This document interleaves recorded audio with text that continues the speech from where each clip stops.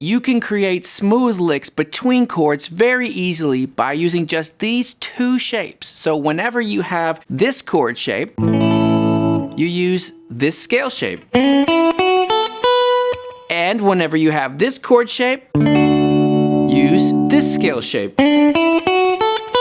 It's almost the same shape too, right? One of them is, and the other one is, and it sounds like this.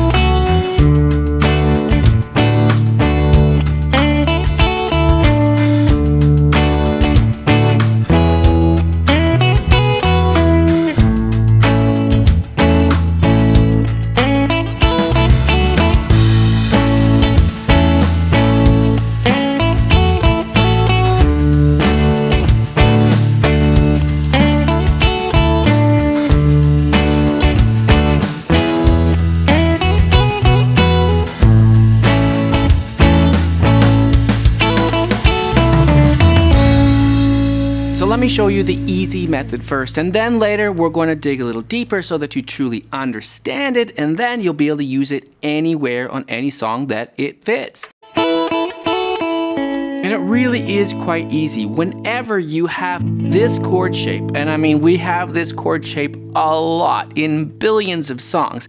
Anytime you've got this major chord shape, you have this scale shape. It's a little 5-note major pentatonic shape. Easy to play. 5 notes is all you need. That's all the notes of the pentatonic, right? Just memorize the connection between these two things. This chord and this pentatonic shape. Now in this case, I'm playing the lick and then the chord. So the lick might be... You can see I've got a nice double stop there. That's a good kind of R&B or even a Hendrix thing. And I'm just reaching for the chord. It's right there. In fact, that finger can even kind of stay there. Now, the magic of this is that you can just move it up. Like I said, whenever you have this chord shape, for example, what if we had the same chord shape way up here as D? The same thing applies. The scale shape is right here. It doesn't matter what key or what chord as long as it's that major chord. So here's the A for in the key of A, that would be the 1 chord. There it is. Let's go up to D. There it is. We can hear now how the lick suits the chord. It's not just a lick of any old scale or just a lick on the scale that we always play for A. In fact, it's a lick that covers the notes of a D chord. It highlights the D harmony, and that's why it stands out and sounds so good, right? We can hear this A.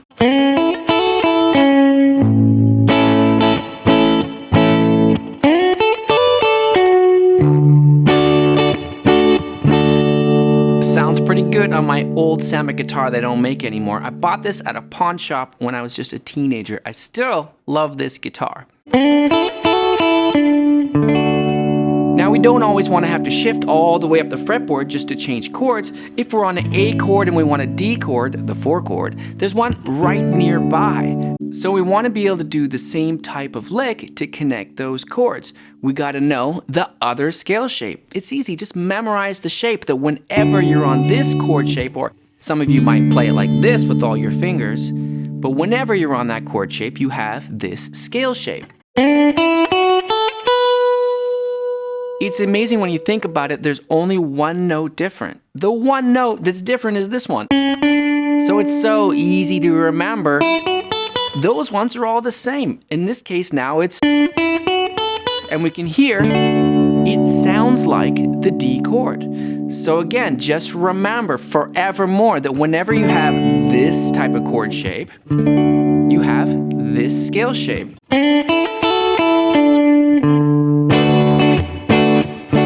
It sounds like the D chord because it's using notes from the D chord. It's D major pentatonic, but we'll get to that more later. And keep in mind that I've got all the tabs for all this on our Patreon, plus the jam track, plus more lessons on this in greater detail. So if you want to get good at this technique, check out our Patreon. The link to that's below, and you get 7 days for free. So, I mean, you might as well try it out. But let's put those two together. We had A here with this scale shape, and we have D here with this scale shape. It's very slightly different. It takes a little practice to get the fingers around that, but it's really not that hard.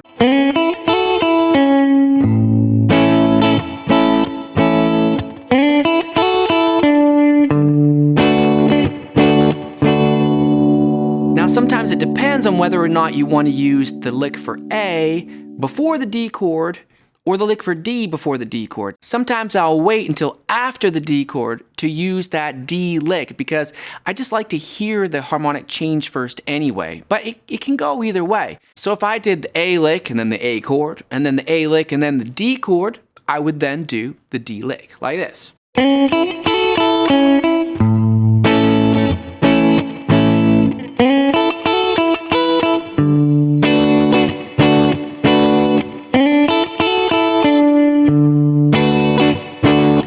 Notice that we don't have to play the lick exactly the same way every time. It's just a scale, right? The A scale, A major pentatonic is that, and the D one. So I can play them in any order I like. That could be a D lick instead, right? I like holding on to these two notes at the top there. If you listen to the solo to No Woman, No Cry, the live version, there's great examples of this type of lick. Right in that solo by Al Anderson. I'm not going to play it here for you, but it is on our Patreon. So now we've got a lick for this chord, and we've got a lick that connects to this chord. But remember that these are all movable. So let's say we're up here on the E chord. The same thing applies. We just move the lick or the scale up 2 frets because the chord went up 2 frets, so the scale goes up 2 frets.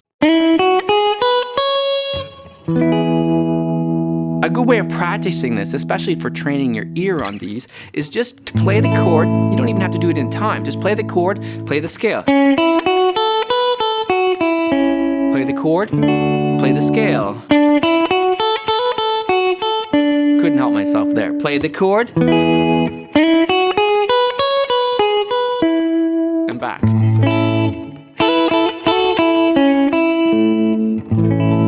Now, the most important thing about learning guitar is sometimes a lot of people will just memorize licks, and that's kind of what we've done so far.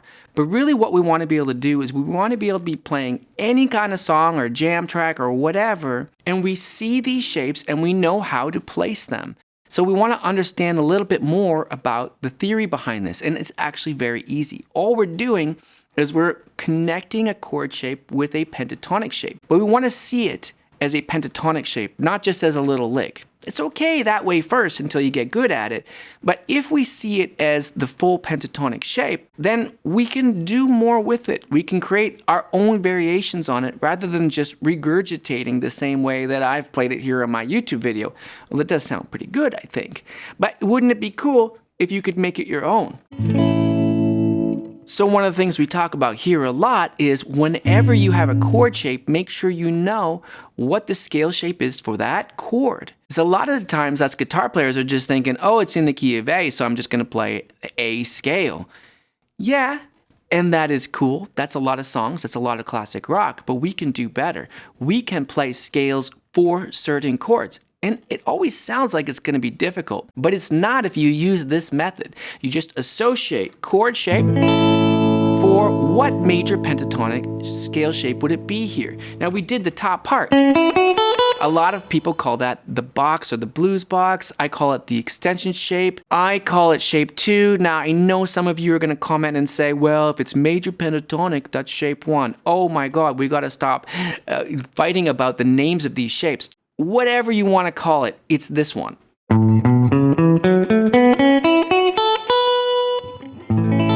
And so why is that important? Because what if I wanted to extend my lick further? Then I'm not trapped. I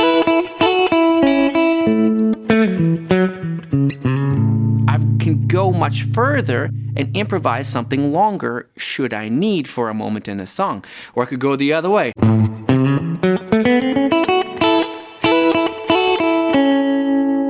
added some blue notes in there, right? If you also memorize where the blue notes are in every shape, now you've got chord, you've got the major pentatonic shape for that chord, plus the blue notes for when you want that bluesy or country sound. Now you've got lots. You've got so much to play with in such a small area there, and you can use them as chord connectors, or you can also just use them when you're soloing and think more chord-wise. So let's do the other one. That's here, right? But remember that this all just moves up. If I moved up to D this way and used the same chord shape, of course, the same thing applies. It's the same. I call it major pentatonic shape to extension shape. It's there. It works because major pentatonic is like a magic scale. You can just use it whenever you have a major chord. So there it is.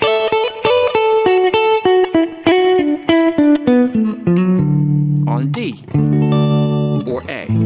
Did that. But what about going D this way? What shape would that be? Whenever you have this chord shape, or if you play it with the fingers like this, then you have what I call shape 5, symmetrical shape major pentatonic. The root is here from that chord, right? It's first finger A string, and the shape is like this.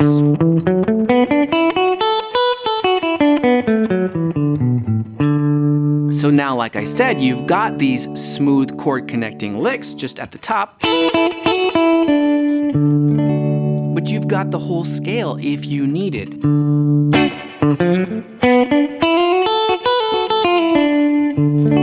That was getting a little bit country, adding those blue notes in. I used to play in a country band. Sometimes it still comes out. Let's do something a little more R&B.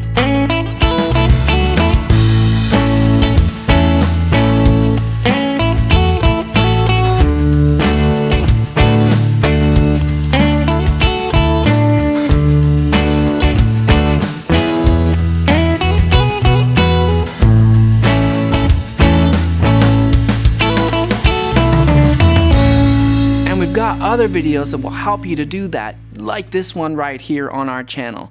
My name is Blue Morris and I teach guitar lessons here in Vancouver and also Patreon. I hope to see you there.